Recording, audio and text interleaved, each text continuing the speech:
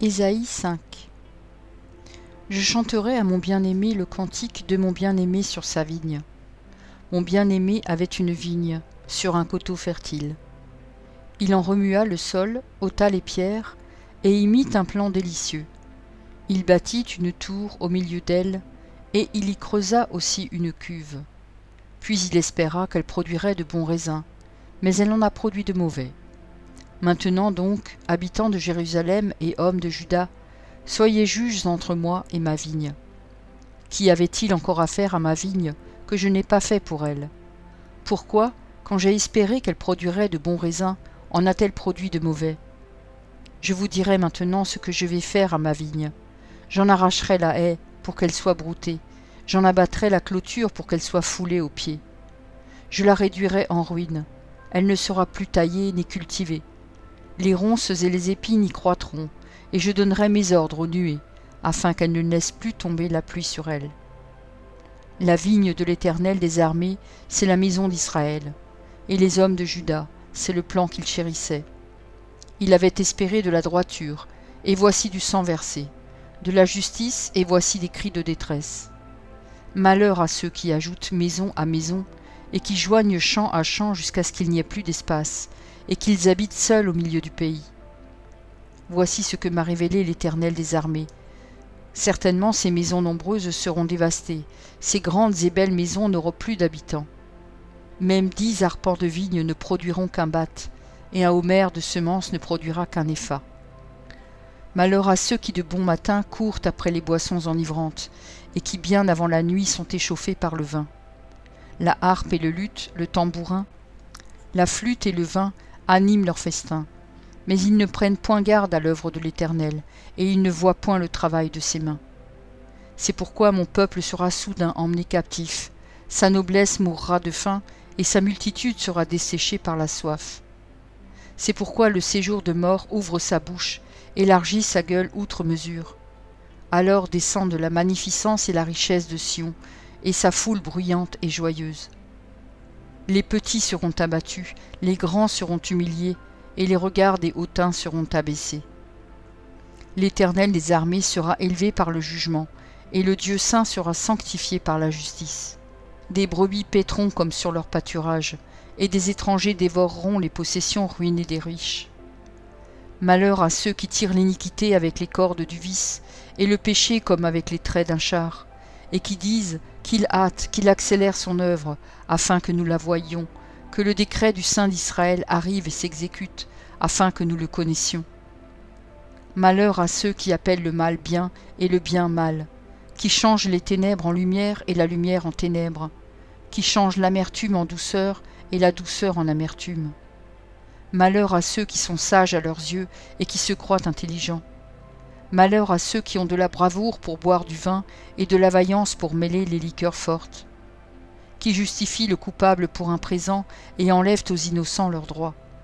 C'est pourquoi, comme une langue de feu dévore le chaume, et comme la flamme consume l'herbe sèche, ainsi leur racine sera comme de la pourriture, et leur fleur se dissipera comme de la poussière, car ils ont dédaigné la loi de l'Éternel des armées, et ils ont méprisé la parole du Saint d'Israël. C'est pourquoi la colère de l'Éternel s'enflamme contre son peuple. Il étend sa main sur lui et il le frappe. Les montagnes s'ébranlent, et les cadavres sont comme des balayures au milieu des rues. Malgré tout cela, sa colère ne s'apaise point, et sa main est encore étendue. Il élève une bannière pour les peuples lointains, et il en siffle un des extrémités de la terre, et voici, il arrive avec promptitude et légèreté. Nul n'est fatigué, nul ne chancelle de lassitude, personne ne sommeille ni ne dort. Aucun n'a la ceinture de ses reins détachée, ni la courroie de ses souliers rompue. Ses flèches sont aiguës, et tous ses arcs tendus. Les sabots de ses chevaux ressemblent à des cailloux, et les roues de ses chars à un tourbillon. Son rugissement est comme celui d'une lionne, il rugit comme des lionceaux, il gronde et saisit la proie, il l'emporte, et personne ne vient au secours. En ce jour, il y aura près de lui un mugissement, comme celui d'une tempête sur mer. En regardant la terre, on ne verra que ténèbres, avec des alternatives d'angoisse et d'espérance. Au ciel, l'obscurité régnera. Ésaïe 6. L'année de la mort du roi Osias, je vis le Seigneur assis sur un trône très élevé, et les pans de sa robe remplissaient le temple. Des séraphins se tenaient au-dessus de lui. Ils avaient chacun 6 ailes, 2 dont ils se couvraient la face, 2 dont ils se couvraient les pieds, et 2 dont ils se servaient pour voler. Ils criaient l'un à l'autre et disaient « Saint, Saint, Saint est l'Éternel des armées, toute la terre est pleine de sa gloire. » Les portes furent ébranlées dans leur fondement par la voix qui retentissait, et la maison se remplit de fumée. Alors je dis « Malheur à moi, je suis perdu car je suis un homme dont les lèvres sont impures. J'habite au milieu d'un peuple dont les lèvres sont impures, et mes yeux ont vu le roi, l'Éternel des armées. » Mais l'un des séraphins vola vers moi, tenant à la main une pierre ardente qu'il avait prise sur l'autel avec des pincettes. Il en toucha ma bouche et dit « Ceci a touché tes lèvres, ton iniquité est enlevée, et ton péché est expié. » J'entendis la voix du Seigneur disant « Qui enverrai-je, et qui marchera pour nous ?» Je répondis « Me voici, envoie-moi. » Il dit alors « Va, et dis à ce peuple, vous entendrez et vous ne comprendrez point, vous verrez et vous ne saisirez point. Rends insensible le cœur de ce peuple, endurcis ses oreilles et bouche-lui les yeux, pour qu'il ne voie point de ses yeux, n'entende point de ses oreilles, ne comprenne point de son cœur, ne se convertisse point et ne soit point guéri. Je dis, jusqu'à quand, Seigneur? Et il répondit, jusqu'à ce que les villes soient dévastées et privées d'habitants, jusqu'à ce qu'il n'y ait personne dans les maisons, et que le pays soit ravagé par la solitude, jusqu'à ce que l'Éternel ait éloigné les hommes, et que le pays devienne un immense désert. Et s'il y reste encore 1/10 des habitants, ils seront à leur tour anéantis. Mais comme le térébinthe et le chêne conservent leur tronc quand ils sont abattus, une sainte postérité renaîtra de ce peuple. Ésaïe 7. Il arriva du temps d'Achaz, fils de Jotham, fils d'Ozias, roi de Juda, que Restin, roi de Syrie, monta avec Pécache, roi de Rémalia, roi d'Israël, contre Jérusalem pour l'assiéger. Mais il ne put l'assiéger. On vint dire à la maison de David, « Les Syriens sont campés en Éphraïm. » Et le cœur d'Achaz et le cœur de son peuple furent agités, comme les arbres de la forêt sont agités par le vent. Alors l'Éternel dit à Ésaïe, « Va à la rencontre d'Achaz, toi et Shear-Jashub ton fils, vers l'extrémité de l'aqueduc de l'étang supérieur, sur la route du champ du Foulon. Et dis-lui, sois tranquille, ne crains rien, et que ton cœur ne s'alarme pas, devant ces 2 bouts de tison fumant, devant la colère de Rétzin et de la Syrie, et du fils de Rémalia. De ce que la Syrie médite du mal contre toi, de ce qu'Éphraïm et le fils de Rémalia disent. Montons contre Juda, assiégeons la ville et battons-la en brèche, et proclamons-y pour roi le fils de Tabéel. Ainsi parle le Seigneur l'Éternel, cela n'arrivera pas, cela n'aura pas lieu.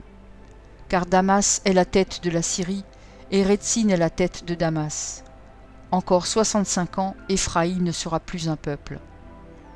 La Samarie est la tête d'Éphraïm, et le fils de Rémalia est la tête de la Samarie. Si vous ne croyez pas, vous ne subsisterez pas. L'Éternel parla de nouveau à Achaz et lui dit, « Demande en ta faveur un signe à l'Éternel, ton Dieu. Demande-le, soit dans les lieux bas, soit dans les lieux élevés. » Achaz répondit, « Je ne demanderai rien, je ne tenterai pas l'Éternel. » Ésaïe dit alors, « Écoutez donc, maison de David, est-ce trop peu pour vous de lasser la patience des hommes, que vous lassiez encore celle de mon Dieu? C'est pourquoi le Seigneur lui-même vous donnera un signe. Voici, la jeune fille deviendra enceinte, elle enfantera un fils, et elle lui donnera le nom d'Emmanuel. Il mangera de la crème et du miel, jusqu'à ce qu'il sache rejeter le mal et choisir le bien. Mais avant que l'enfant sache rejeter le mal et choisir le bien, le pays dont tu crains les 2 rois sera abandonné.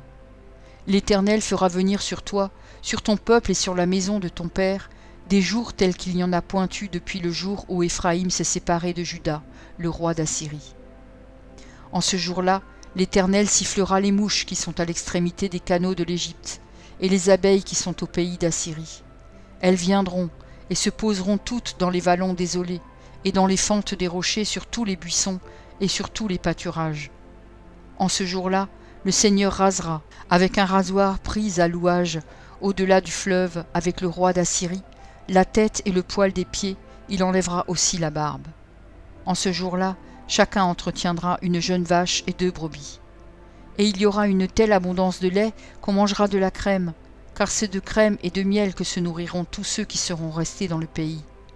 En ce jour-là, tout lieu qui contiendra 1000 ceps de vigne, valant 1000 cycles d'argent, sera livré aux ronces et aux épines.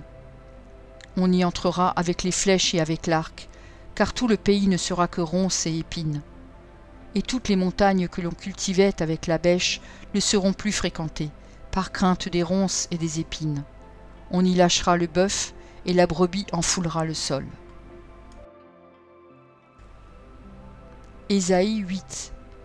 L'Éternel me dit : prends une grande table et écris dessus d'une manière intelligible, qu'on se hâte de piller, qu'on se précipite sur le butin. Je pris avec moi des témoins dignes de foi, le sacrificateur Uri et Zacharie, fils de Bérékia. Je m'étais approché de la prophétesse, elle conçut et elle enfanta un fils. L'Éternel me dit : donne-lui pour nom Maher-Shalal-Shash-Baz. Car avant que l'enfant sache dire « Mon père, ma mère », on emportera devant le roi d'Assyrie les richesses de Damas et le butin de Samarie. L'Éternel me parla encore et me dit : parce que ce peuple a méprisé les eaux de Siloé qui coulent doucement, et qu'il s'est réjoui au sujet de Rétsin et du fils de Rémalia, voici, le Seigneur va faire monter contre eux les puissantes et grandes eaux du fleuve, le roi d'Assyrie et toute sa gloire. Il s'élèvera partout au-dessus de son lit, et il se répandra sur toutes ses rives. Il pénétrera dans Juda, il débordera et inondera, il atteindra jusqu'au cou. Le déploiement de ses ailes remplira l'étendue de ton pays, ô Emmanuel. Poussez des cris de guerre, peuple, et vous serez brisés. Prêtez l'oreille, vous tous qui habitez au loin. Préparez-vous au combat, et vous serez brisés. Préparez-vous au combat, et vous serez brisés. Formez des projets, et ils seront anéantis. Donnez des ordres, et ils seront sans effet, car Dieu est avec nous. Ainsi m'a parlé l'Éternel, quand sa main me saisit, et qu'il m'avertit de ne pas marcher dans la voie de ce peuple. N'appelez pas conjuration tout ce que ce peuple appelle conjuration. Ne craignez pas ce qu'il craint, et ne soyez pas effrayés. C'est l'Éternel des armées que vous devez sanctifier, c'est lui que vous devez craindre et redouter. Et il sera un sanctuaire, mais aussi une pierre d'achoppement, un rocher de scandale pour les 2 maisons d'Israël, un filet et un piège pour les habitants de Jérusalem. Plusieurs trébucheront, ils tomberont et se briseront, ils seront enlacés et pris. Enveloppe cet oracle, scelle cette révélation parmi mes disciples. J'espère en l'Éternel, qui cache sa face à la maison de Jacob, je place en lui ma confiance. Voici, moi et les enfants que l'Éternel m'a donnés, nous sommes des signes et des présages en Israël, de la part de l'Éternel des armées, qui habite sur la montagne de Sion. Si l'on vous dit, consultez ceux qui évoquent les morts et ceux qui prédisent l'avenir, qui poussent des sifflements et des soupirs, répondez, un peuple ne consultera-t-il pas son Dieu? S'adressera-t-il aux morts en faveur des vivants? À la loi et au témoignage, si l'on ne parle pas ainsi, il n'y aura point d'aurore pour le peuple. Il sera errant dans le pays, accablé et affamé, et quand il aura faim, il s'irritera, maudira son roi et son Dieu, et tournera les yeux en haut. Puis il regardera vers la terre, et voici, il n'y aura que détresse, obscurité et de sombres angoisses. Il sera repoussé dans d'épaisses ténèbres. Merci pour ton écoute. Je t'encourage à écouter encore la parole du Seigneur. J'ai pris un engagement avec lui, et je publierai tous les jours un verset. Si j'en oublie un jour, j'en ferai 2 le lendemain. De ton côté, tout ce que tu as à faire, c'est de t'abonner à cette chaîne, et s'il te plaît, n'oublie pas le pouce bleu. Et si tu veux me laisser un gentil commentaire, c'est aussi apprécié. Pour écouter la suite, clique simplement sur la vidéo du jour suivant, en haut à gauche. Que Dieu te bénisse.